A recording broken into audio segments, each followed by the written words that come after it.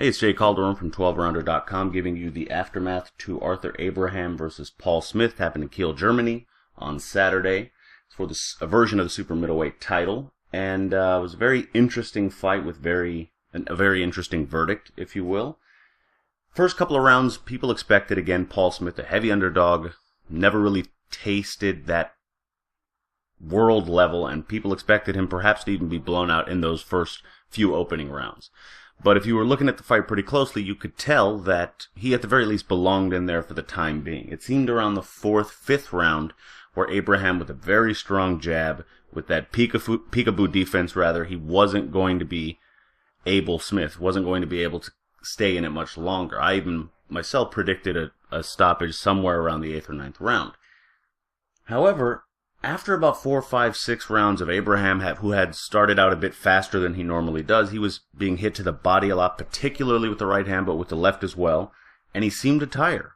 And Smith seemed to, in my opinion, dominate most of the latter rounds with the exception of the 12th. Even the 11th was close, but I had him clearly winning the 6th, 7th, 8th, 9th, 10th rounds. Pretty convincingly, I had him winning one of the earlier rounds, the second round, that being the round. And in the end, while neither side could really call the fight an outright robbery, Abraham walks away with a unanimous decision with scores of 119, 109, 117, 111, and 117, 111 once more. And that is just a terrible decision. You could argue either way, but that itself is terrible just because it makes both fighters look bad. It makes Smith, from the record standpoint, look like a fighter who was dominated in a fight where he put up a great effort. And then it makes Abraham look bad, like he's the guy who, if you wanted to argue it, barely won the fight, and yet now it's like it wouldn't have mattered what he did, because the judges were always sort of in his team's pocket. And I'm not even suggesting that's the case, but that's the way it's perceived in this situation.